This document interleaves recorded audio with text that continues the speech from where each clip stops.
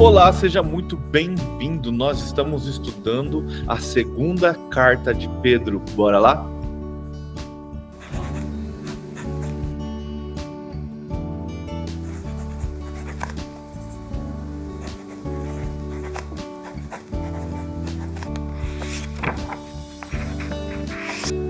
O Senhor é meu pastor e de nada sentirei falta.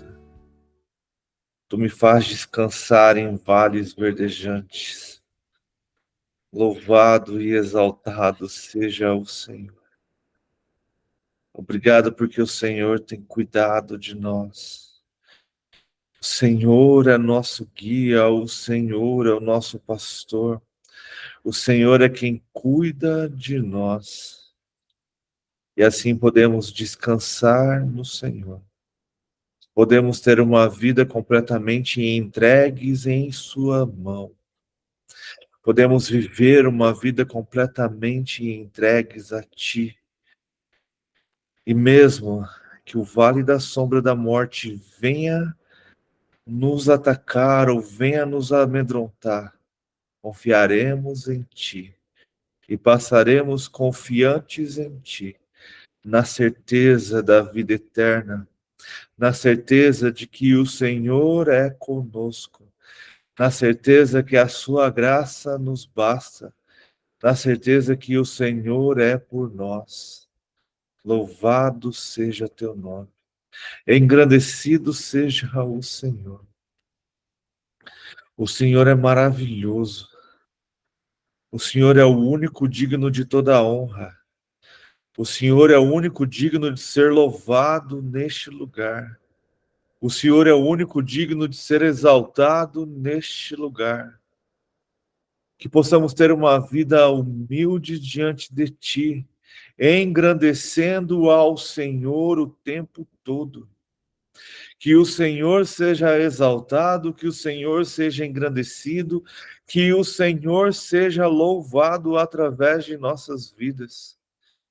Que sejamos realmente um espelho, que as pessoas possam ver Cristo em nós, que possamos viver uma vida segundo a tua vontade e o teu querer, pois tu és santo, santo, santo, o único digno de todo louvor. Deus maravilhoso, conselheiro, Pai da eternidade, príncipe da paz, aquele que foi, que é e que há de vir, toda a honra, toda a glória, todo louvor, toda majestade, todo o poder sejam dados a ti, Senhor, porque teu é o reino, teu é o poder e a glória para todos sempre. Só o Senhor é digno de adoração, só o Senhor é digno de ser exaltado.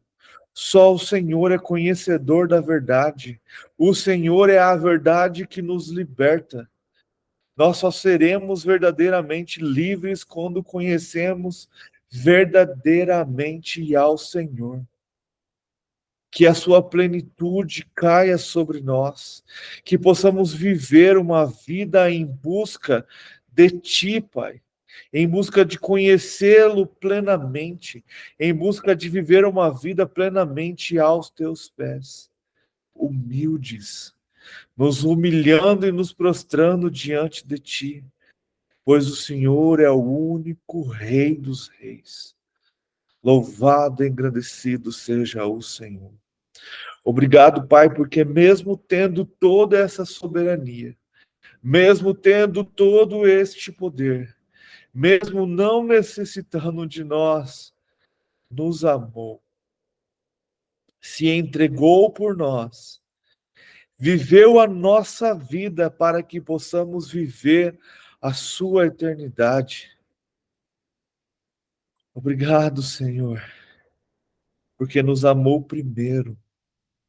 Obrigado, Senhor, porque a sua misericórdia nos tocou. Obrigado, Senhor, porque a sua graça nos basta. Obrigado, Senhor, porque o Senhor tem nos justificado, nos purificado, nos limpado, nos santificado. Louvado seja teu nome. Obrigado, Senhor, pelo ar que respiramos. Obrigado, Senhor, pelas misericórdias que se renovou esta manhã.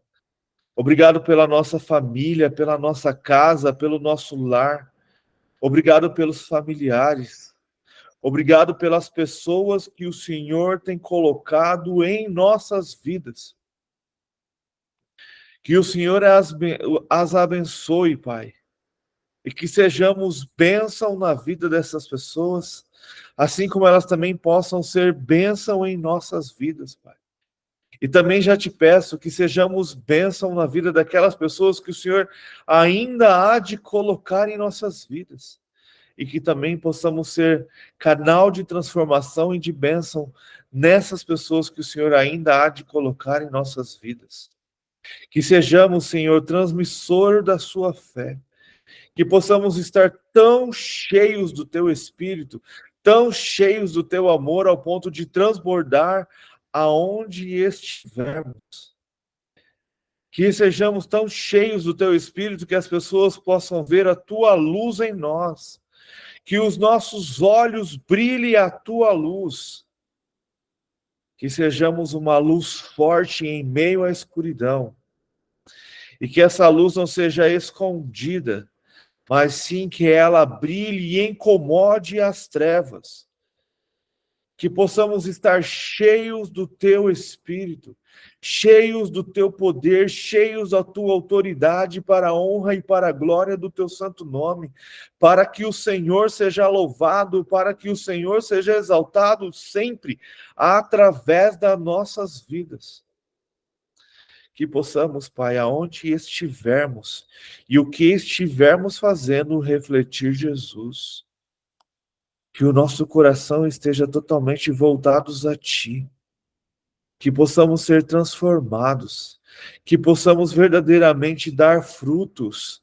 E que as pessoas possam ver estes frutos.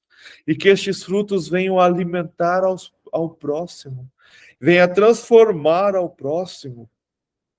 E tudo isso para que o Senhor seja glorificado. Para que o Senhor seja exaltado. Que sumamos, Pai, que suma eu e o Senhor apareça. Que o teu Espírito revele aos nossos corações a tua grandeza, o teu poder e a tua majestade. Abra, Senhor, os nossos olhos. Abra, Senhor, o nosso entendimento. Que possamos viver o sobrenatural do Senhor, para a honra e para a glória do teu santo nome, para que o Senhor seja engrandecido, para que a nossa fé seja cada vez mais firmada no Senhor, para que o Senhor seja glorificado hoje e sempre. Espírito Santo, vem nesta manhã ministrar aos nossos corações.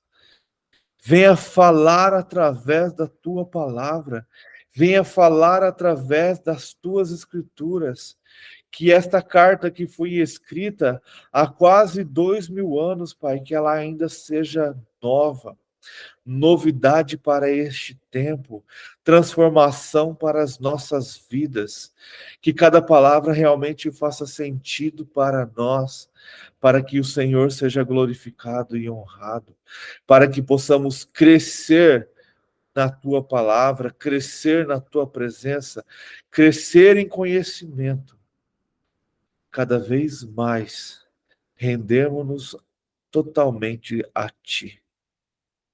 Espírito Santo, vem, controla e domina o nosso espírito, para que o nosso espírito controle a nossa alma, e que a nossa alma controle o nosso corpo, e o nosso corpo possa desfrutar agora, em de tudo que o Senhor tem para nós, para que possamos viver para a honra e para a glória do teu nome. Derrama sobre nós os teus dons. Faça da sua vontade, Pai, o nosso querer. Que possamos viver os teus sonhos, que possamos viver a tua vontade, que possamos seguir os teus caminhos mediante a sua fé, e que nessa jornada, neste caminhar com o Senhor, possamos desfrutar do teu poder, possamos desfrutar do teu mover, que os teus dons sejam derramados sobre nossas vidas, conforme a tua vontade e conforme o teu querer, no momento que o Senhor achar necessário. Dons de conhecimento e sabedoria, profecia, dons de fé, amor, milagre, cura, discernimento de espíritos. Dai-nos sabedoria, Senhor, para usar os dons de língua e que, se for necessário, que haja interpretação, Pai, para a honra e glória do teu santo nome. O dom também de serviço, Pai. O dom de mestre, de ministração, dom de louvor, o dom que o Senhor tiver para nós, Pai. Que sejamos capacitados pelo Teu Espírito e usados pelo Teu Espírito no momento que o Senhor desejar fazer, para a honra e para a glória do Teu nome, para que o Teu corpo, para que a Tua igreja cresça, para a honra e glória do Teu nome, Senhor. Independente de placa, de doutrina, de denominação, que a tua igreja cresça, que o teu povo busque ao Senhor, que o teu povo tenha sede, uma sede como a da corça, que entra em desespero e começa a gritar em busca de água. Que o teu povo tenha uma fome de quem está no deserto, uma fome de quem está em vários dias em jejum. Que tenhamos fome e sede da tua palavra, que tenhamos o desejo de aprender, o desejo de entender ao Senhor, o desejo de nos revestir da tua presença, o desejo de viver todos os dias guardados na tua presença, o desejo de sermos ministrados pelo teu Espírito e o desejo de ministrarmos pelo teu Espírito. Tudo para a glória do teu nome, tudo para a honra do teu nome, Pai. Abençoa, Senhor, a vida de cada um aqui presente. Só o Senhor nos conhece plenamente e verdadeiramente. Traga uma porção do teu Espírito sobre nossas vidas, que possamos ser abençoados, transformados e cheios da tua presença. Que mesmo em meio a este mundo onde desejamos tantas coisas, que o Senhor venha em primeiro lugar. Que o desejo do nosso coração seja estar mergulhados na tua presença, buscando a tua justiça, buscando a tua fé, a tua vontade, e que o resto venha conforme o Senhor quiser, conforme a sua vontade e o seu querer. Que sejamos, Senhor, curados no nosso físico, na nossa alma, no nosso espírito. Que sejamos curados, Pai, para a honra e para a glória do teu santo nome. Espírito Santo, age sobre nós com cura, com transformação, com cura física, com cura da alma, com cura do espírito. Que haja, Senhor, um consolo verdadeiro vindo do teu Espírito. Que haja, Senhor, uma fuga de nós, que toda ansiedade caia por terra, que toda depressão caia por terra, que todas setas vindas do mal caiam por terra, que vivamos uma vida cheias do teu Espírito, cheias do teu poder, aonde toda a ansiedade, a amargura, a angústia, a depressão, solidão, tudo que nos afasta de ti caia por terra em nome de Jesus, e que sejamos cheios do teu Espírito até transbordar da tua presença, para louvor da tua glória, para que o Senhor seja glorificado através das nossas vidas. Que toda dor física saia em nome de Jesus. E que a nossa alma continue clamando e desejando a tua presença. E que o nosso corpo, Pai, o nosso interior, o nosso coração, esteja cheio do teu querer e da tua vontade, ao ponto de repelir todo o pecado, ao ponto de fugir de todo o pecado, ao ponto de estarmos tão cheios do Senhor e sermos como o Senhor, perdoador, não carregar mais pessoas que nos fazem mal, não carregar mais pessoas que buscam a nossa morte, mas sim estarmos sempre glorificando, exaltando e perdoando aqueles que nos ferem, glorificando e exaltando ao Senhor, para que estas pessoas vejam Cristo em nós e sejam transformadas pelo teu poder. Senhor, te clamo pela nossa nação. Perdoa, Pai, o pecado deste povo. Perdoa, Senhor, esta nação.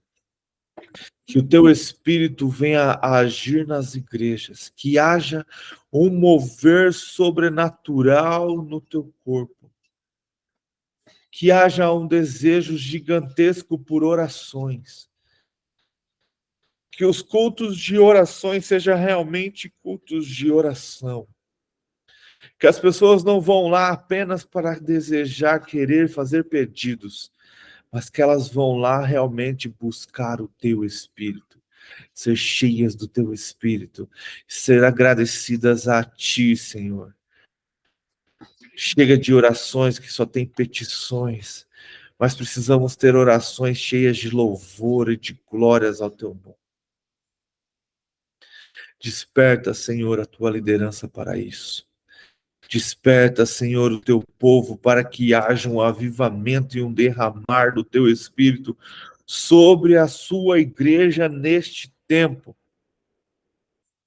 para que o teu povo se encha de poder e autoridade para levar o evangelho do reino a todas as nações. Não importando perseguição, não importando, Senhor, lutas ou tribulações, que sejamos cheios do teu Espírito, cheios da tua autoridade e do teu poder, e que possamos compreender e desfrutar e viver isso, em nome de Jesus, Senhor. Traga paz para Jerusalém. Traga paz para o Oriente Médio. Traga paz para o mundo, Senhor. Eu sei que a tua palavra diz que estes conflitos são necessários, que para haver paz é necessário haver guerra, é necessário haver tribulação, é necessário chegar aos últimos pontos, aos últimos momentos, Pai. Então nós aguardamos a tua paz, nós aguardamos o teu agir, nós aguardamos ao Senhor. Que o Senhor nos guarde e nos proteja, e que a gente esteja com os olhos atentos aos teus sinais. Sabemos que ali, Jerusalém, o Oriente Médio, é um relógio pronto, um relógio escatológico pronto para nos mostrar os momentos certos. Que estejamos então cheios do teu Espírito e atentos aos teus sinais. Que o Espírito Santo haja naquele lugar, e que tanto judeus como árabes venham reconhecer Jesus como Messias, que eles venham entender que Yeshua veio para perdão de seus pecados e que ele vai voltar para reinar sobre o seu trono. E tudo isso, Senhor, tudo isso seja para a honra e para a glória do teu nome. Para que o Senhor seja louvado, para que o Senhor seja glorificado hoje e sempre. Em nome de Jesus. Amém, Senhor.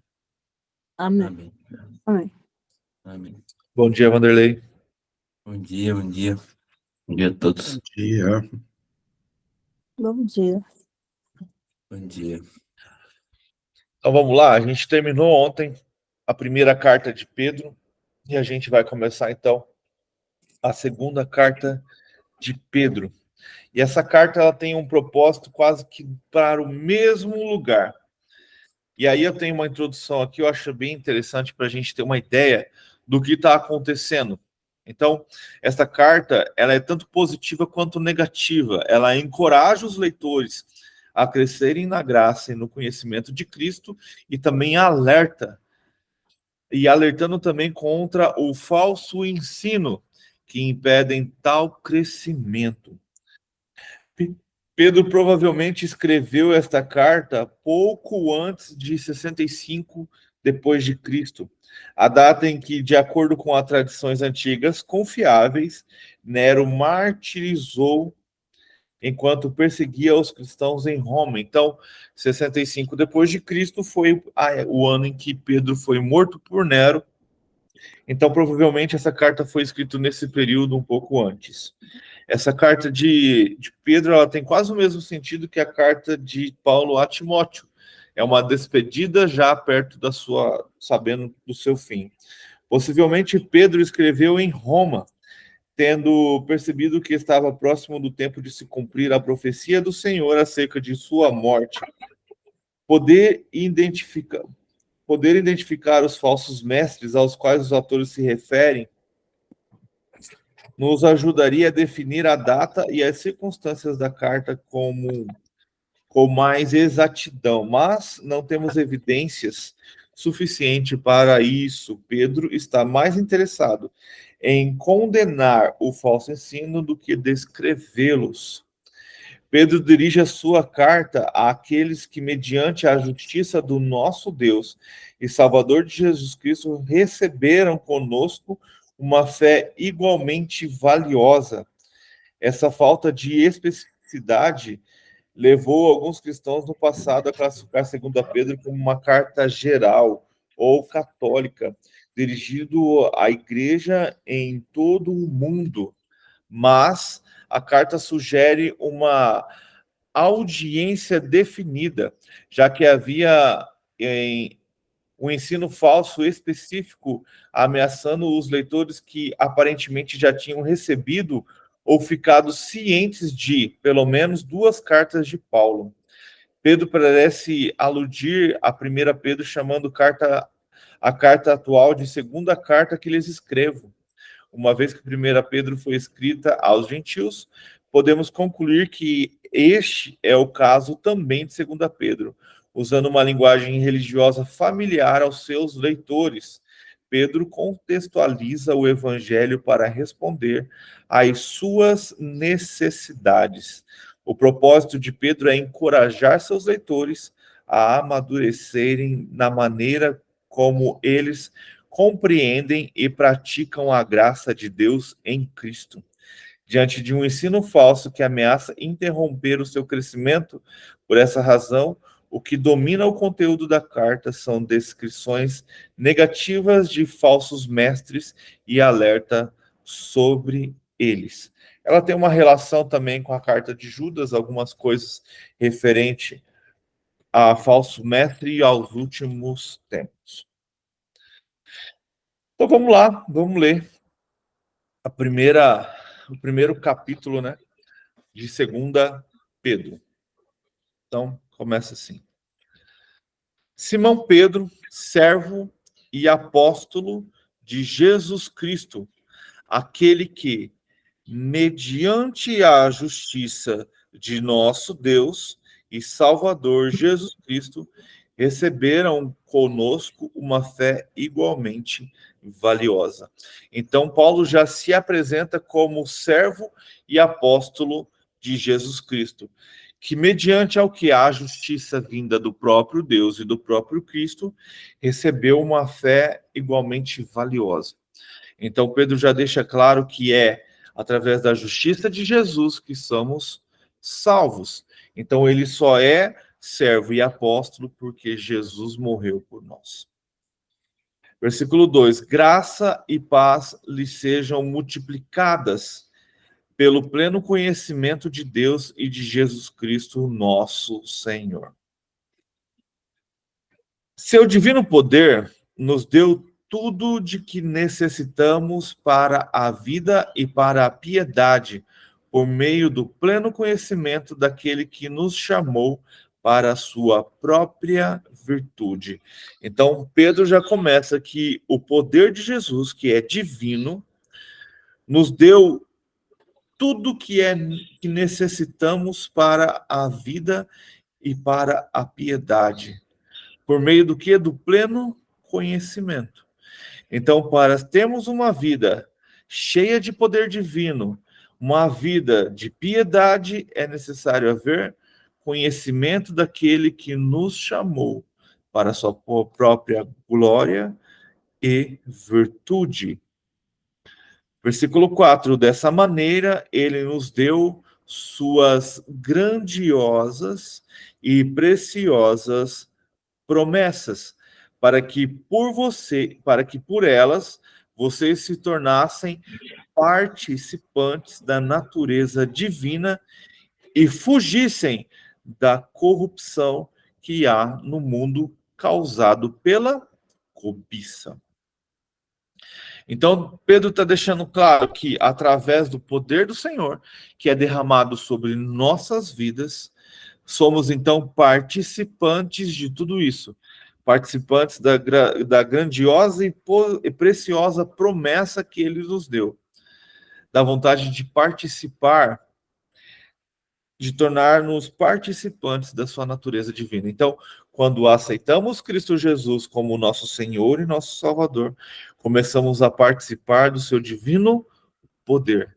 O que isso significa, Éder? Claramente o Espírito Santo é sobre você e o poder divino está sobre você. Como você o usa? Como você tem desfrutado do poder divino que Deus tem dado a você? Você usa dele ou você simplesmente não faz questão? A gente tem uma linha que, se a gente parar para pensar, que ela é muito racional e esquece que podemos fazer coisas que Jesus também fez. Igual ontem eu estava falando com a Márcia. Jesus fazia milagres porque era Deus ou porque estava cheio do Espírito Santo? Jesus fazia milagres porque estava cheio do Espírito Santo. Porque se ele usasse sua divindade para fazer milagres, no final de tudo ele podia ser julgado por ter usado sua divindade quando era homem, por isso ele fez tudo o que ele fez. E não é essa a razão de Cristo. Ele está mostrando que tudo que ele fez, nós éramos capazes de fazer. Então, como um homem cheio do Espírito Santo, ele fez os milagres. Ele fez o que precisava ser feito, cheio do Espírito Santo. Ele deixou sua divindade. Éder, nós Sim? temos sopro divino, né? Não entendi, desculpa. Nós temos sopro divino. Sim, Nós somos essência divina, né? sim. O Espírito Santo está em nós. Uhum. E ele é um sopro. O nome dele em hebraico tem a ver com sopro. Por quê? Lá em Gênesis, quando Deus faz o homem, né, ele sopra o fôlego de vida no homem. E esse sopro de fôlego de vida é um sopro divino, vem do Senhor e é o próprio Espírito Santo habitando em nós. Quando pecamos e morremos, né, como diz lá em Gênesis, não é a carne que morre, sim o Espírito. Então essa conexão com o Espírito de Deus é rompida. Quando aceitamos Cristo, essa conexão ela é feita novamente. Então hoje nós temos o Espírito Santo de Deus em nós. Então temos essa divindade dentro de nós. Temos esse poder divino dentro de nós. Mas nós usamos? A maioria de nós não. Não. Por quê? Porque às vezes nem conhecemos. A pessoa é inconsciente. Mas a senhora sabia que a gente pode usar? Sim, eu sei. Quando a gente vê aqui, Eu sei que posso. quando a gente vê aqui Pedro está falando que esse poder divino ele está sobre nós e aí torna a nossa natureza divina. E aí quando a gente começa a fazer as ligações, a gente lembra de Cristo falando que se a nossa fé fosse do tamanho de um grão de mostarda, a gente poderia mover montanhas. Uhum. E ele também fala que quando houver o derramar do Espírito sobre nós, nós faremos coisas maiores do que ele fez. Então, todos os milagres que ele fez era porque o Espírito Santo era sobre ele, que o Pai era sobre ele. Assim, só que naquela época não era sobre os discípulos. Por que, Éder? Porque o Espírito Santo só foi derramado depois que Jesus subiu aos céus. Então a gente tem em todo o Antigo Testamento momentos em que profetas, ou um exemplo bem claro do rei Saul, que era tomado pelo Espírito Santo. Mas depois o Espírito Santo se retirava. A gente tem Isaías falando que o Espírito de Deus estava sobre ele, mas não nele. Então, só que aí quando Jesus ele sobe, ele fala assim, é preciso que eu vá para que ele venha. E aí o Espírito Santo, então, hoje ele habita em nós. É ele que nos dá a fé, é ele que nos preenche de fé. Então é ele que precisamos pedir para que habite em nós e nos deixe poder. O que é esse poder? Eu vejo de tal forma assim. Nós somos ser triunos, né? Nós temos corpo, alma e espírito. O corpo e a alma estão o tempo todo ligado. O tempo todo ligado. O espírito, ele está presente. Ele não pode ficar o tempo todo ligado com o nosso corpo e com a nossa alma, porque senão a gente começaria a ver coisas que a gente não tem capacidade de ver. A nossa mente humana não é capaz. Então, o que acontece? O espírito está presente. Aí eu preciso que a senhora cure alguém com a sua mão. O espírito toca e a senhora cura. Ele sai. Não é que ele vai embora, ele continua presente, mas não agindo totalmente. Entende? Aí eu preciso que haja uma revelação, uma profecia. O espírito age. Depois ele desconecta. Mas ele continua presente. Ah, eu preciso que você faça um milagre. Conecta. Desconecta. Ah, tá havendo um negócio. Então, o espírito vive sempre agindo dessa forma. Ele não fica 100% conectado a nós, senão a gente ia começar a ver anjos, ver demônios, ver o mundo espiritual que existe ao nosso redor, que é muito mais real do que o nosso, só que a nossa mente não está pronta. Então, ele age quando precisa e desconecta. É como se fosse um interruptor de tomada, né? Você não usa a sua lâmpada acesa durante o dia, porque já tem luz. Mas quando está à noite, você precisa, então você liga. Quando clareia, você... Então, o agir do Espírito Santo, eu creio, posso estar errado também, mas eu creio que é dessa forma. Então, quando é necessário, ele derrama, ele age. Quando já não é mais preciso, ele desconecta. Mas não significa que ele não está ali. É igual a lâmpada. A lâmpada, ela continua ali de dia. A energia também continua ali, ela só não está acesa. Então eu vejo o Espírito dessa mesma forma. Ele conecta, acendeu a lâmpada. Fazemos as coisas que ele quer que nós façamos, quando a gente permite que isso aconteça. Acabou a desconexão. Então, a natureza divina do Senhor está em nós. Por quê? Porque aceitamos Cristo Jesus. Quando não aceitamos Cristo Jesus, não há essa ligação. Então temos alma e corpo. O espírito está morto. Por quê? Porque foi isso que Deus falou lá em Gênesis. E aí o que acontece? A alma sem o espírito, ela fica perdida. Ela não sabe o que fazer. É que as pessoas ficam muito na mente.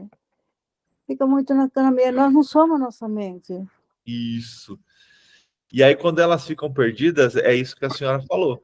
Aí entra depressão, entra tudo que você imagina que é a busca da sua alma por compreensão de algo, que é a sua mente querendo buscar as coisas. É. Por quê? Porque falta o espírito, falta a conexão com o Pai, que traz a paz para a nossa alma. Entendeu?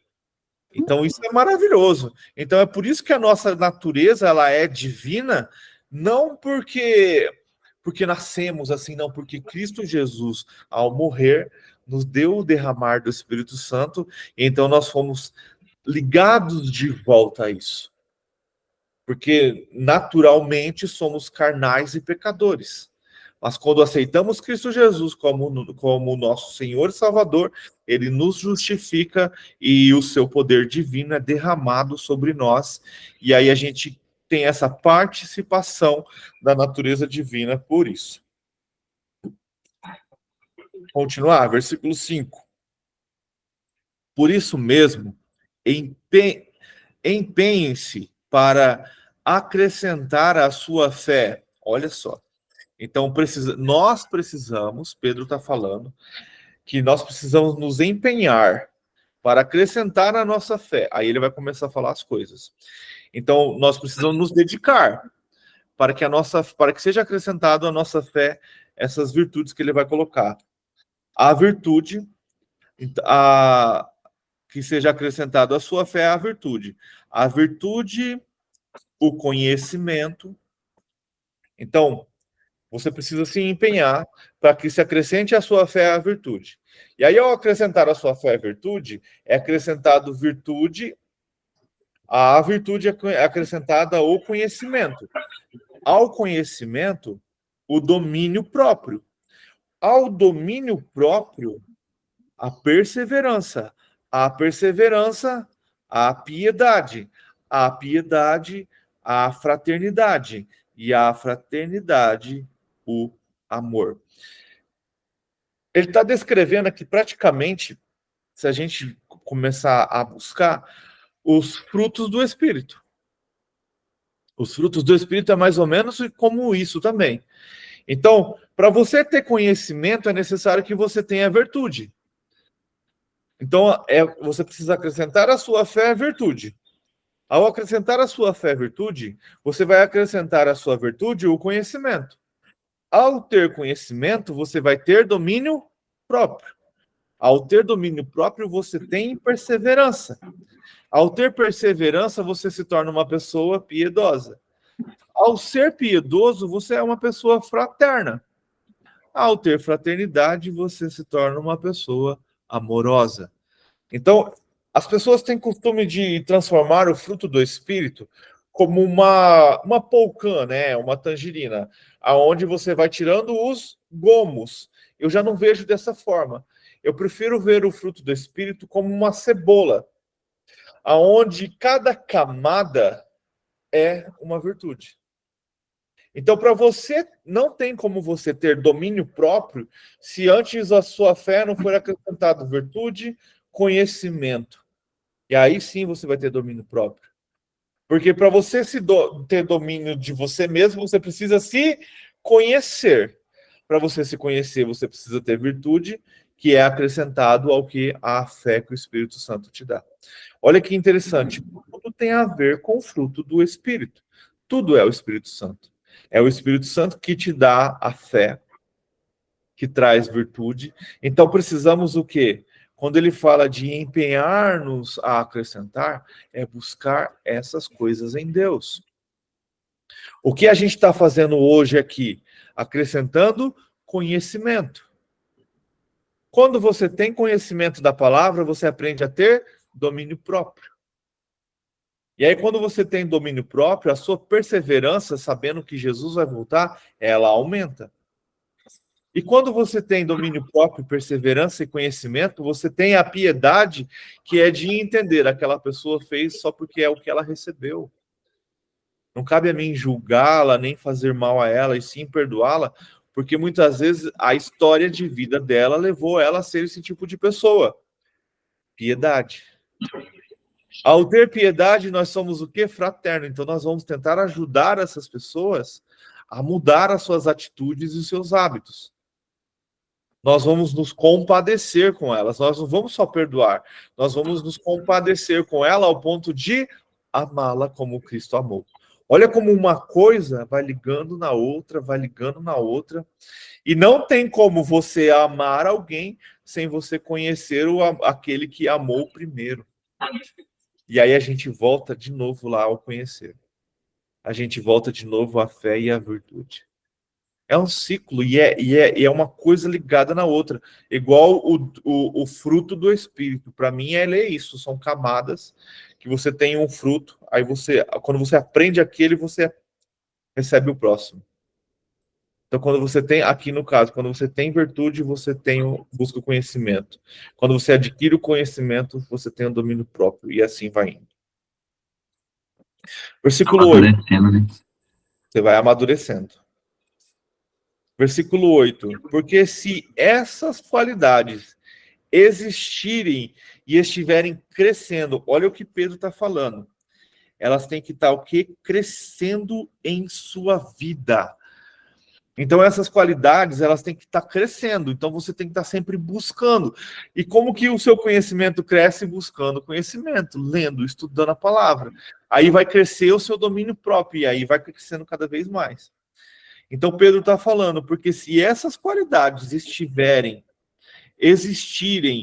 então elas têm que existir na sua vida, e elas estiverem crescendo em sua vida, elas impedirão que vocês, no pleno conhecimento do nosso Senhor Jesus Cristo, sejam inoperantes e improdutivos. Olha o que Pedro está falando, cara. A partir do momento que você tem tudo isso, é impossível você não querer fazer as coisas que Deus quer que você faça.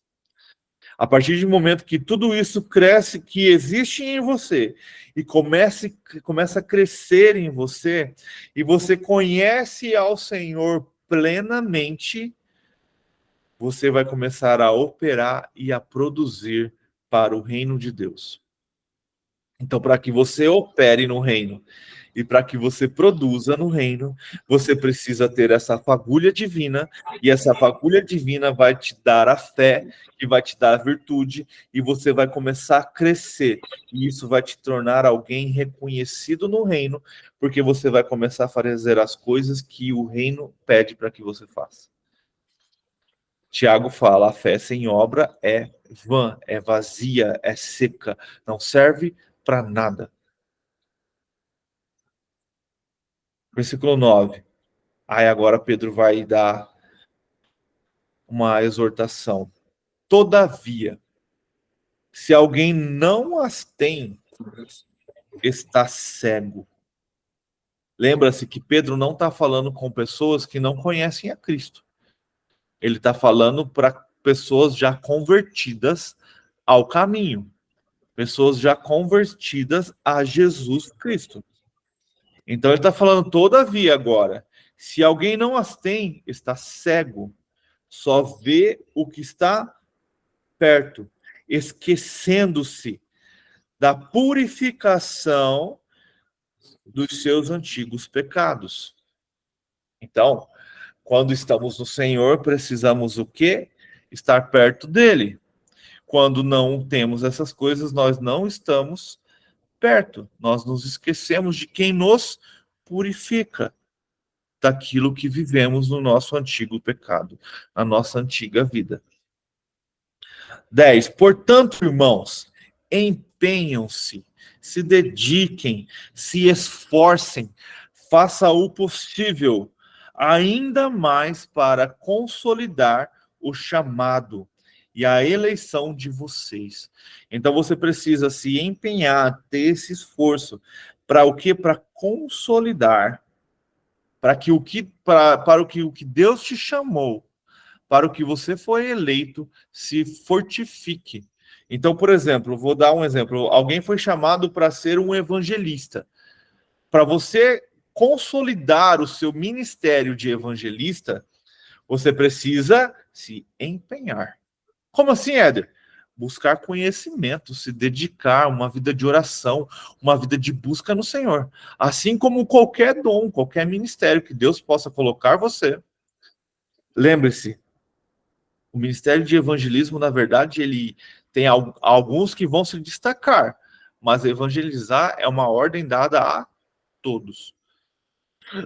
Quando Jesus fala aos seus discípulos em Mateus 28, ele fala: ide por todo o mundo, pregando o evangelho do reino a todas as nações e os batizando em nome do Pai, do Filho e do Espírito Santo. Esse chamado não é só para os líderes, para os pastores e para os missionários, é para todo aquele que aceitou Cristo como seu Senhor e Salvador. Então, para isso acontecer, você precisa se dedicar. se empenhar, se consolidar, para que esse chamado ao qual você foi eleito, ao qual você foi escolhido, ele seja dado a você.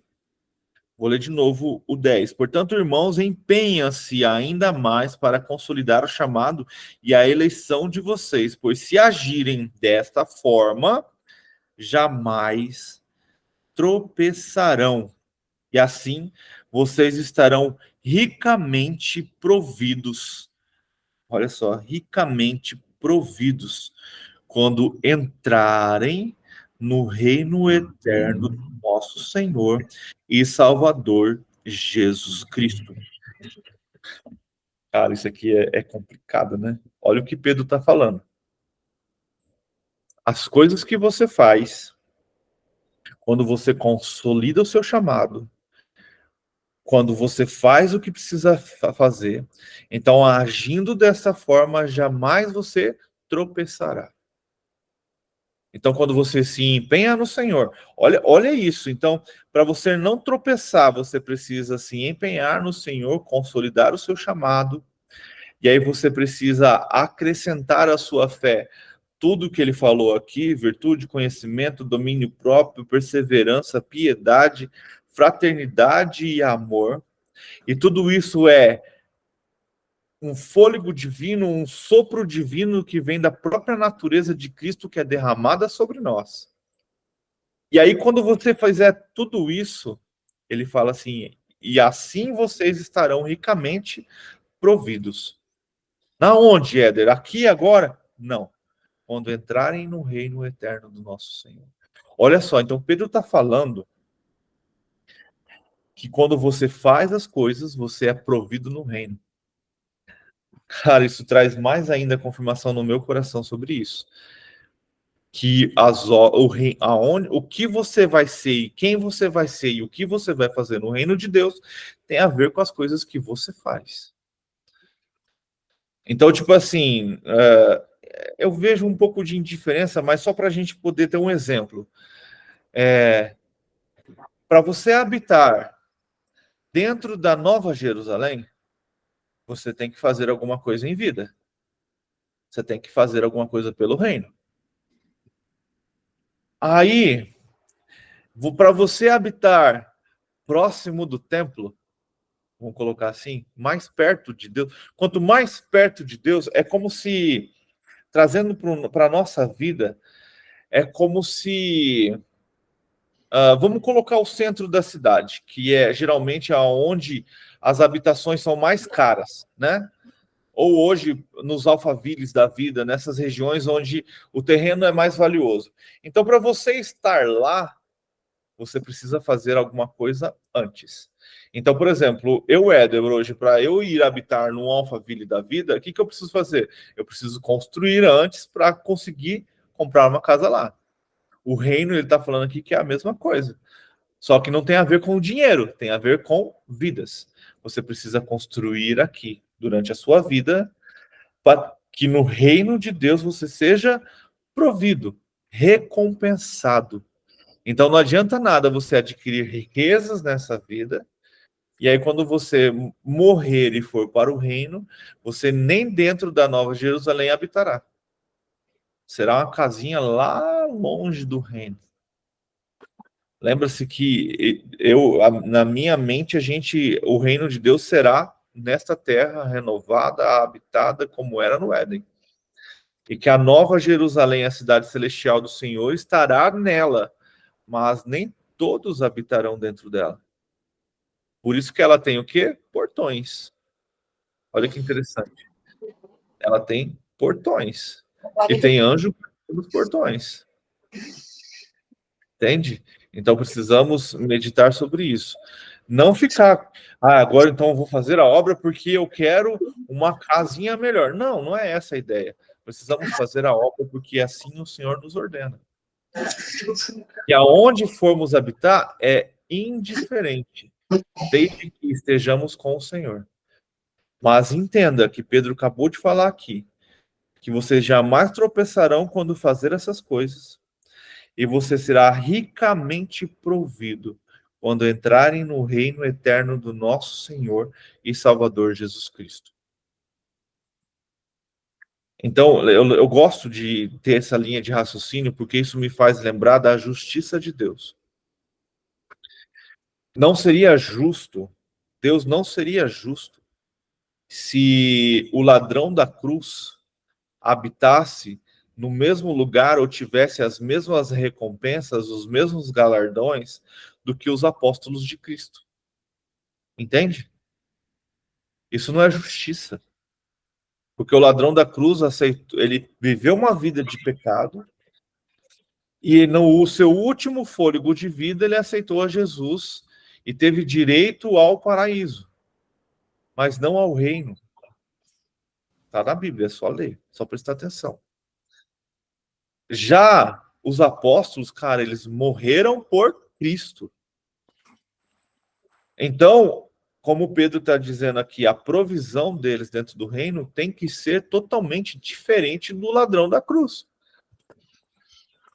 E essa questão que você falou, da questão da justiça, né? E nós não estamos falando aqui de que não houve arrependimento. Sim, houve arrependimento do ladrão da cruz, né? Mas o que está sendo falado é o quanto que cada um, na sua escolha em seguir o caminho de Jesus, se dedicou ao fazer o máximo daquilo que estava sendo pedido a ele. Porque senão, vamos pegar, tirando a história do ladrão da cruz, vamos pegar, por exemplo, nos dias atuais. Você pega duas pessoas, as duas aceitam a Cristo, porém uma está lá se esforçando em fazer isso que acabou de ser falado aqui. Você vai acrescentando a sua fé, você acrescenta a virtude, você corre atrás de conhecimento, você começa a trabalhar e fazer o máximo daquilo que você está queimando em seu coração. Porque é o que o Senhor está mandando. E a outra pessoa, ela só aceitou Jesus Cristo, mas queima no coração dela, mas ela prefere, por escolha, não fazer nada.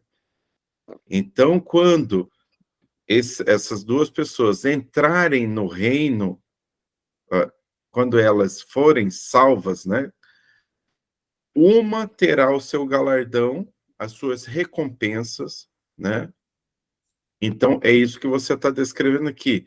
Na visão que você tem, essas pessoas que mais trabalhou para o reino estará muito mais próxima, hierarquicamente falando, vamos dizer assim, já que, como é falado, é reis de reis.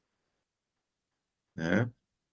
É igual a gente pensar vamos pensar como um exército.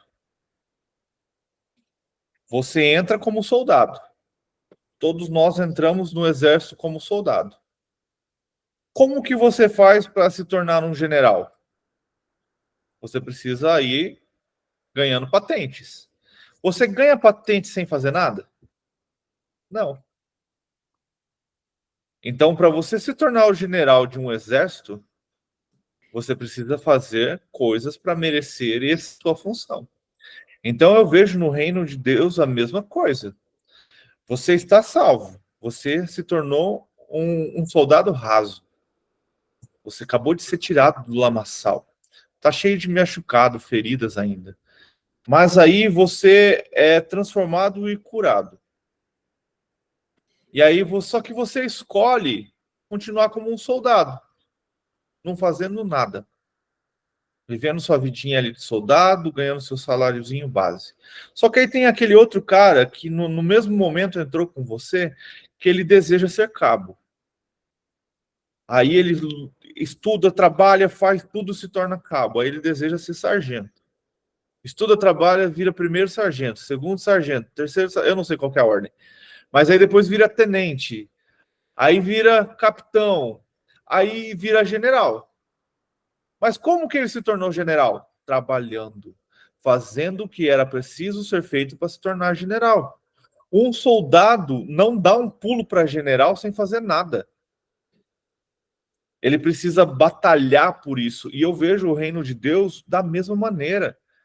Para você se tornar alguém, um rei, né? Como a gente fala, rei de reis, senhor de senhores, para você estar no banquete das bodas do Cordeiro, para você sentar na mesma mesa que o rei, você não pode ser soldado. Você precisa se tornar senhor. Você precisa se tornar um rei. Você precisa se tornar general. Você precisa fazer com que a sua vida resplandeça a glória do Senhor. Ah, mas isso você não vai ouvir dentro das igrejas porque é muito difícil de explicar. Você precisa buscar muito mais. O que a gente precisa entender? O reino do Senhor tem hierarquias, assim como na nossa vida.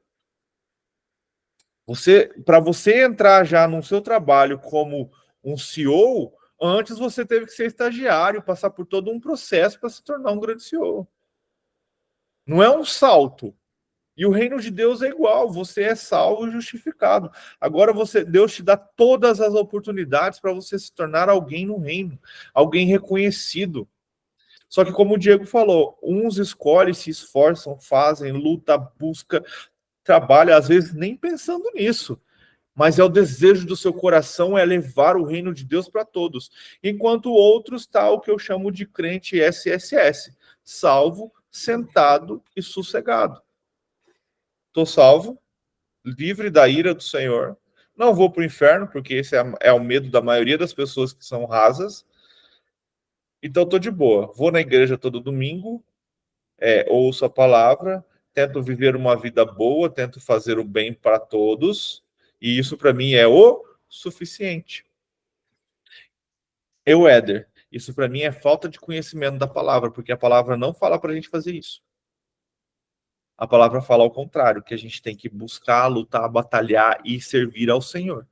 E trazer cada vez mais pessoas para o reino. Vamos lá, 12. Por isso, sempre terei o cuidado de lembrar-lhes estas coisas, se bem que vocês já as sabem e estão solidamente firmados na verdade que receberam. Considero importante considere, né? Não, considero importante enquanto estiver no tabernáculo deste corpo, despertar a memória de vocês, porque sei que em breve deixarei este tabernáculo, como o nosso Senhor Jesus Cristo já me revelou. Cara, olha que massa. Jesus já tinha revelado a Pedro que ele ia morrer. E ele está usando dos seus últimos dias, dos seus últimos momentos, para o quê? Para lembrá-los destas coisas, lembrar vocês que vocês precisam estar firmados na verdade. Vocês precisam se solidificar na verdade. Ficar firmes. E olha o que ele fala. Viver esta verdade até que este tabernáculo, ele está falando do seu corpo, pereça. Então, enquanto eu tiver fôlego, olha o que Pedro está falando, enquanto eu tiver fôlego de vida, eu vou levar a palavra do Evangelho. Enquanto eu tiver fôlego de vida, eu preciso avisá-los para que vocês se solidifiquem, confirmem no que vocês estão vivendo. Enquanto eu estiver fôlego de vida, eu continuarei pregando o Evangelho. 15. Eu me empenharei para que também, pois, da minha parte, vocês sejam sempre capazes de lembrar-se destas coisas. Então, Pedro está falando de ensino. Então, Pedro está falando, eu vou me dedicar para que vocês não se esqueçam enquanto eu for capaz de fazer isso. De fato, 16. De fato, não seguimos fábulas enganosas inventadas quando lhe falamos a respeito do poder e da vida do nosso Senhor Jesus Cristo. Ao contrário, nós fomos testemunhas oculares da sua majestade. Ele recebeu honra e glória da parte de Deus Pai, quando da suprema glória lhe foi dirigido a voz que disse: Este é o meu filho amado, de quem me agrado. Nós mesmos ouvimos essa voz vinda dos céus, quando estávamos com ele no Monte Santo. Cara, olha que massa. Se a gente pegar os evangelhos, pelo menos que eu lembre, o momento em que isso acontece é quando Jesus é batizado. Se eu tiver errado e alguém lembrar, me lembre disso. Vou até dar uma olhada aqui. Mas aonde eu lembro disso é quando Jesus foi batizado. Que Deus falou: eis o meu filho amado, em quem me comprazo, em quem tenho prazer, em quem me glorio. Pedro está falando que não viu isso no momento do batismo de Jesus. Primeiro, quando Jesus foi batizado, Pedro não era discípulo de Jesus. Pedro se tornou discípulo de Jesus depois. Ali talvez estivesse André e João Batista, que o foi batizado, e alguma multidão ali que possa ter visto e visto isso. O Espírito Santo descendo sobre Jesus, como se o céu se abrisse e ouvisse essa voz falando que este é meu filho amado, quem me alegra, quem me agrada. Então, significa que quando Pedro fala que viu uma voz vinda dos céus, que estavam com eles no Monte Santo. O Monte Santo. Cadê ele? Tem uma referência aqui, mas não está me dando onde é. Diz assim, não fala. Cara, que massa, velho. Então o Pedro está deixando claro aqui que em outro momento eles também ouviram a voz de Deus falando quem era Jesus. Isso aqui pode ser até no momento em que Jesus é elevado aos céus. Jesus já ressurreto, com toda a sua majestade, com todo... Cara, olha que maravilhoso. Jesus deixa a sua glória, deixa a sua divindade. Ele vive como um homem. Ao ser batizado, ele é cheio do Espírito Santo. Tem uma vida sem pecados. Faz sinais para que as pessoas se convertam. Ele se entrega na cruz como homem. Deus, por um momento, vira as costas para Jesus por causa dos nossos pecados. Só que quando Jesus morre ao terceiro dia, porque é necessário, como ele mesmo profetizou, que ele ressuscitaria ao terceiro dia, e que para os judeus é necessário também ter 3 dias de falecimento, porque senão pode considerar que ele realmente não estava morto. Por isso que Lázaro foi trago à vida também já no 4º dia.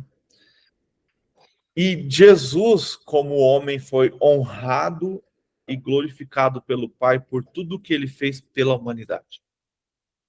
Ao fazer tudo isso e se tornar homem, ele recebeu todo o poder, toda a glória, toda a majestade que foi lhe dado por Deus Pai sobre esta terra. Vamos continuar. 19. E assim temos ainda mais firme a palavra dos profetas, e vocês farão bem se a ela prestarem atenção. Olha o que Pedro está falando. O que Jesus faz com que tenhamos ainda mais firme a palavra dos profetas. Então, com que tenhamos mais certeza do que os profetas disseram. E ele fala que vocês farão bem se a elas prestarem atenção. Então, cara, você precisa estudar os profetas para ver Cristo nelas. Então, aquelas pessoas que em algum momento na sua vida falaram assim, ó, não precisa ler o Antigo Testamento porque ele não tem nada a ver. A gente precisa conhecer a Cristo porque foi ele que nos salvou. Irmão, você vai ter que chegar nessa pessoa e falar, olha, com todo carinho, com todo amor, você está errado. Porque Cristo se apresenta em Gênesis e termina de se apresentar em Apocalipse. Se você quer conhecer a Jesus, ele está em toda a Bíblia. Ele não está só no Novo Testamento e não só nos 4 evangelhos. Por cima, tem que pedir que o Espírito Santo o revele. Porque também, se não houver uma revelação do Espírito Santo, você também não vai conhecê-lo, porque vai se tornar apenas uma leitura.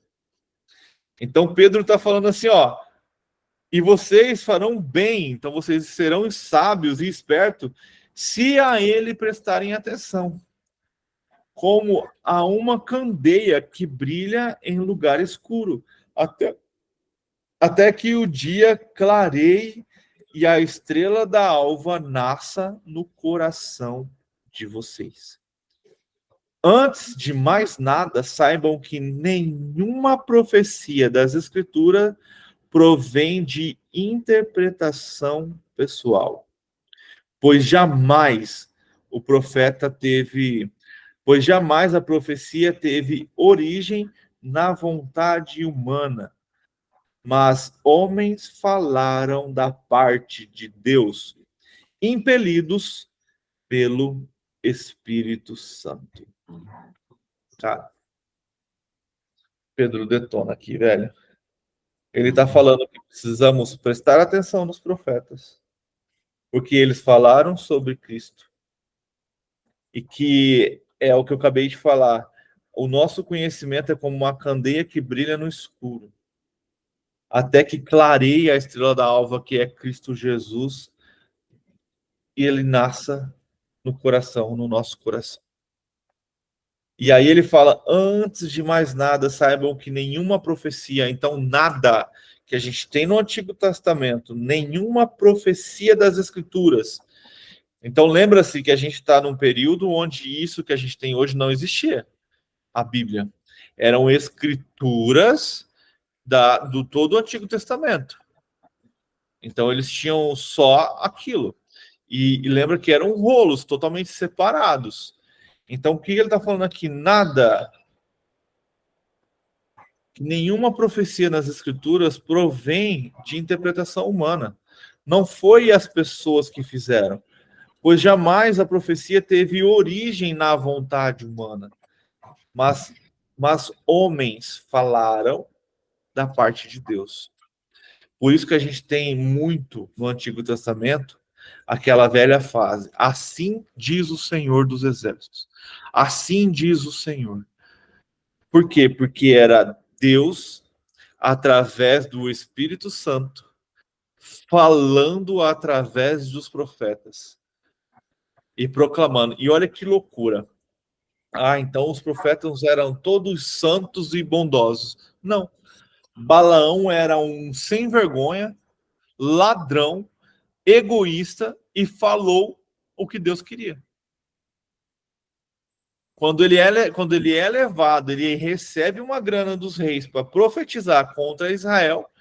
É aquele momento que a gente vê que a mula para que a Balaão não seja morto pelo anjo.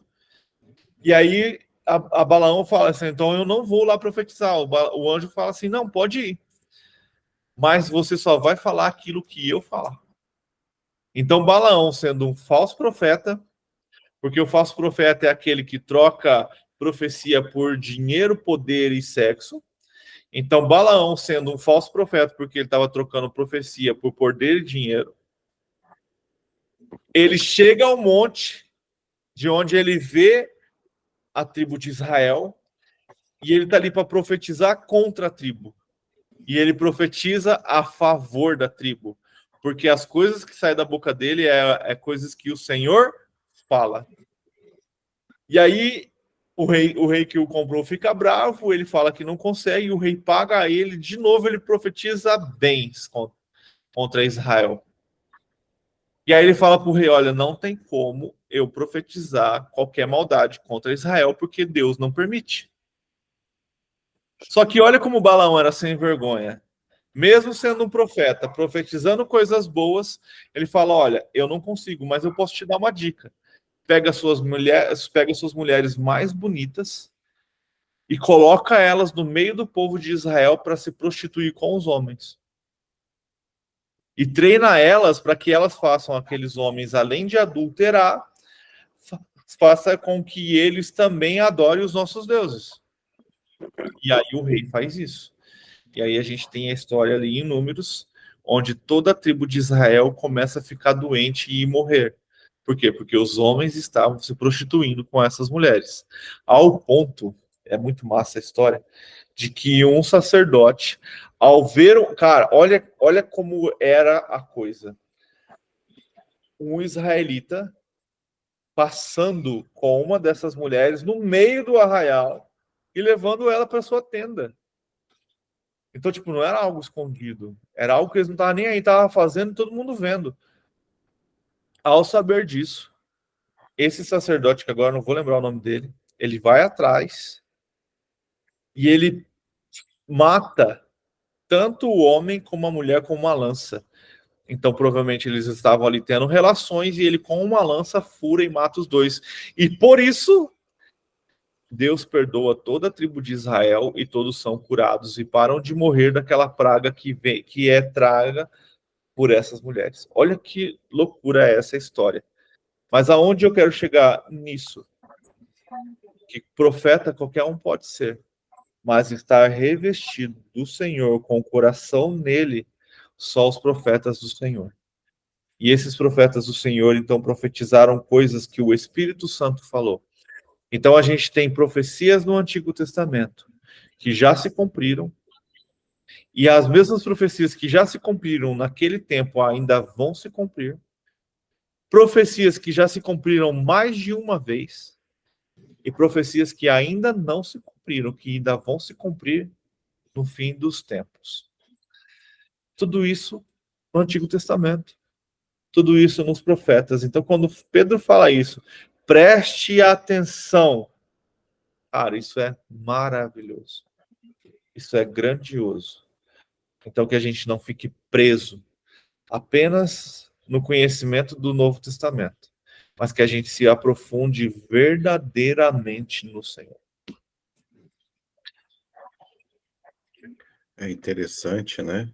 Porque com isso, tem até uma observação aqui no meu livro de estudo, eu acho que é o cerne da questão aqui, sobre a questão das profecias, que ele diz o seguinte, que visto que tanta profecia se cumpriu na primeira vinda de Jesus, os cristãos precisam prestar atenção ainda maior ao que falta ser cumprido na sua segunda vinda. Por quê? Porque a gente fica muito preso às coisas que já aconteceram, que já se cumpriram. E nós, muitas vezes, nos esquecemos das coisas que ainda estão por vir e dos sinais que já estão acontecendo. Acho que esse é o ponto crucial que a gente tem que ter muita atenção. Muita atenção, porque parece que é uma coisa distante. Parece que é algo que se cumpriu há 2000 anos. Ah, então tem 2000 anos que as coisas se cumpriram. Isso não é para o nosso tempo, não. É para o nosso tempo, sim. E é bem interessante que é o que está lá em Zacarias. Estou vendo se eu acho aqui, não sei se eu vou achar. Mas eu não vou achar mesmo. Eu estou em Malaquias, como que eu vou achar? Lá em Zacarias, que ele fala sobre a entrada triunfal. Eu acho que é 2:10. Deixa eu ver se é isso. A gente vai ter isso agora, né? A gente está entrando na Semana Santa, né? Que a gente chama. Não, Senhor, não é. Não vou lembrar onde que é. Mas a gente tem a Semana Santa. O que acontece? A gente tem o conhecido Domingo de Ramos. No Domingo de Ramos, o que acontece? É a entrada triunfal de Jesus em Jerusalém. Ali ela tem vários significados, mas um dos principais está em Zacarias. Agora, cara, droga, não vou achar. Alguém digita aí, entrada triunfal em Zacarias. O que acontece? Quando o povo vê Jesus entrando num jumento em Jerusalém, isso é uma concretização de Zacarias. Zacarias profetizou isso. No versículo 9 e no versículo 10, que agora eu não consigo lembrar de qual capítulo. Mas ele fala sobre, então, um rei que entra para governar. E ali, eles veem Jesus entrando em cima de um burrinho. Então, ele cumpre a primeira parte desta profecia, que é o rei entrando em cima deste burrinho. E aí, o versículo 10, ele fala sobre o rei que vem para conquistar Jerusalém. Que ele toma o seu reino e senta no seu trono. Então, a gente tem ali Jesus chegando em cima de um jumento, como um rei, tomando Jerusalém. Então, olha que interessante. Então, a gente tem ali Jesus. Zacarias de 9 a 14. Zacarias 9, de 9 a 14. 9 a 14. Então, o 9.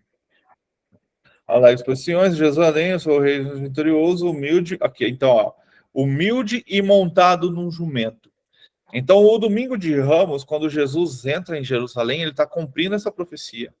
E está cumprindo uma outra também, que fala que o rei entrará pela porta do Oriente, agora não vou lembrar, que hoje está fechada, que é o portão dourado de Jerusalém, do templo.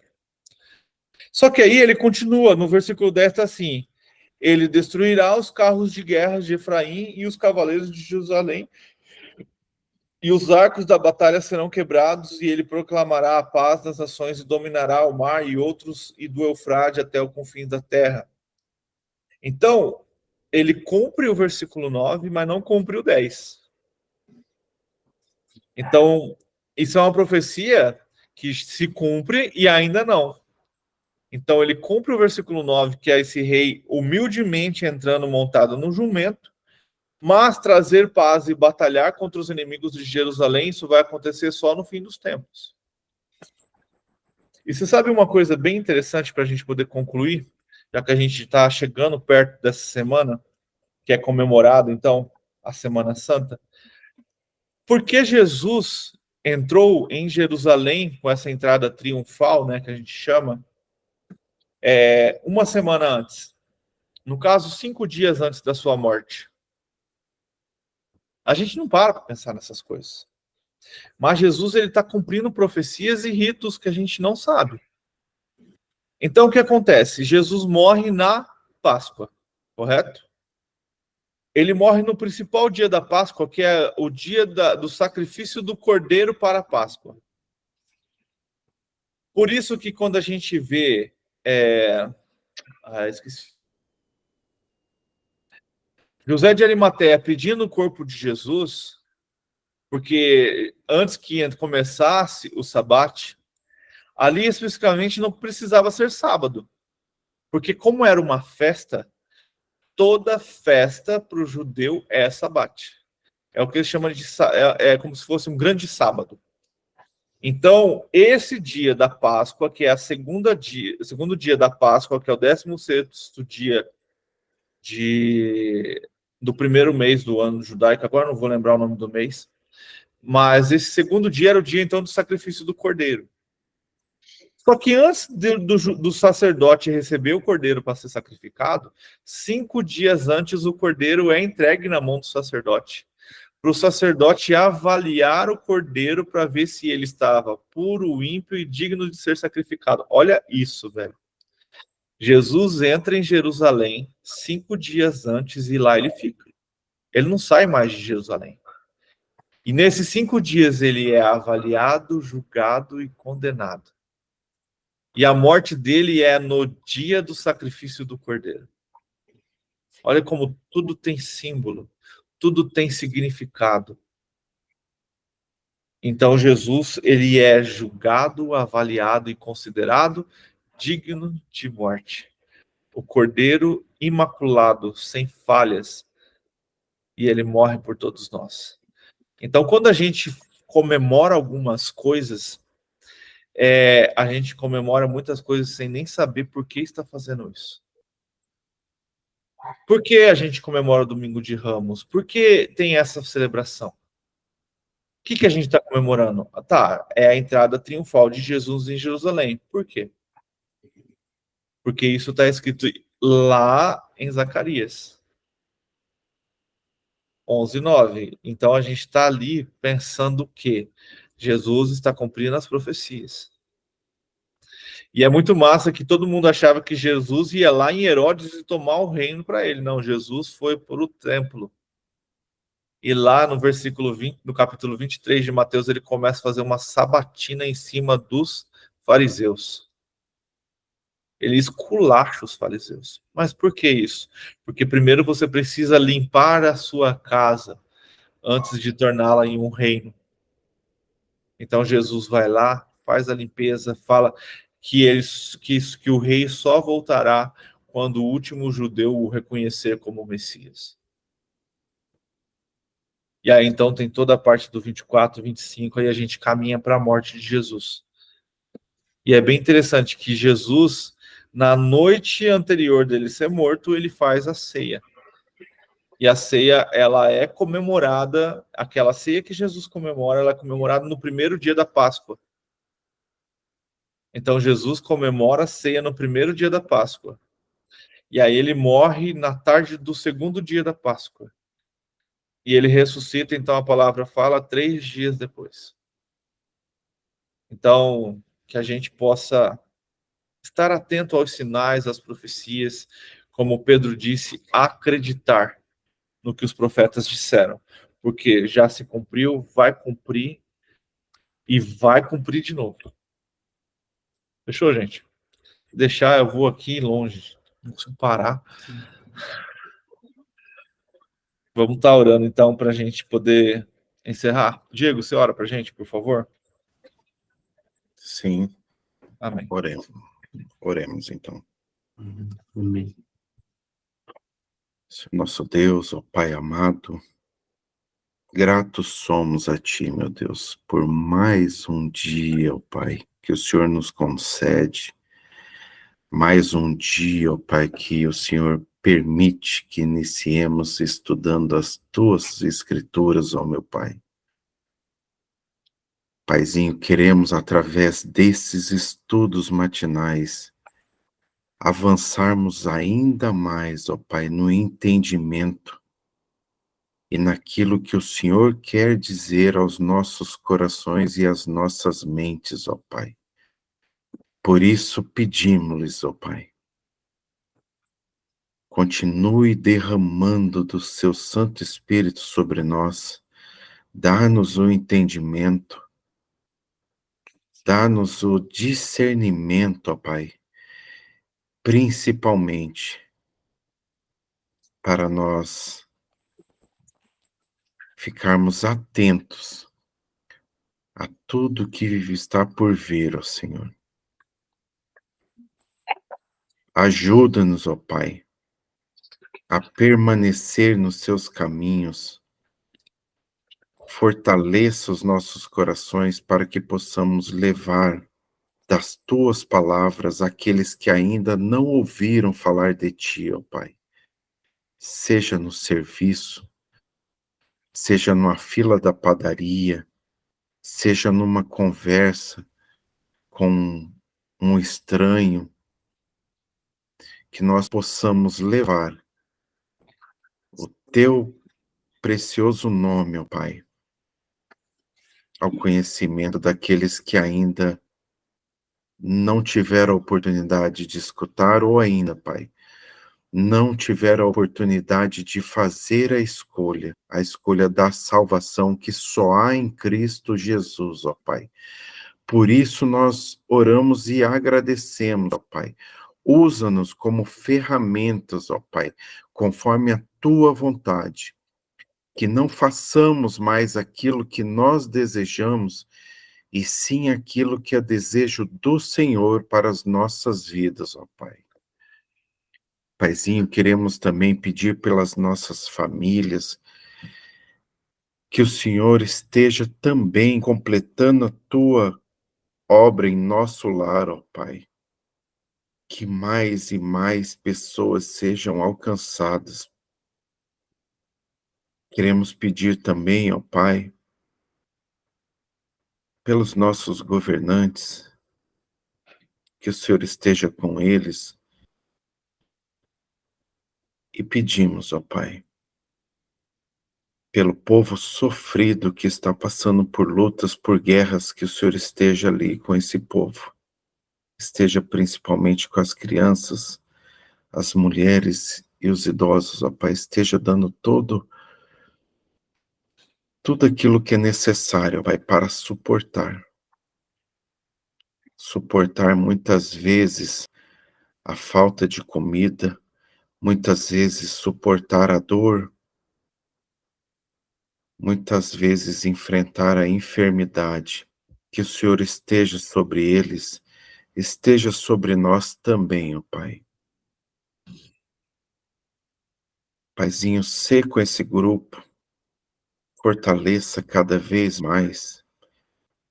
Que o Senhor esteja incomodando, ó Pai, os corações daqueles que ainda não tiveram a oportunidade de acordar cedo e participar desse estudo. Que o Senhor esteja, de uma certa forma, convidando, ó Pai, incomodando para que eles levantem e venham participar. Se não puderem, que eles façam estudo num outro horário, mas que eles não deixem de buscar ao Senhor. Paizinho, sê conosco no dia de hoje, em tudo que nós fizermos, esteja à frente de toda a decisão que formos tomar, que essa decisão não venha do nosso coração, mas que nós sejamos guiados, ó Pai, pelo seu Santo Espírito, e tudo que nós fizermos seja para a honra e para a glória do seu santo nome. Paizinho, sê conosco. Mais uma vez nós oramos e agradecemos em nome do seu Filho amado, Jesus Cristo. Amém. E assim a gente finaliza este estudo totalmente ministrado pelo Senhor. Cara, como Deus é maravilhoso e como Ele fala conosco através da sua palavra. Que possamos então cada vez mais crescer em conhecimento, crescer no domínio próprio e que Deus possa derramar cada vez mais vontade de conhecer a palavra de Deus na sua vida.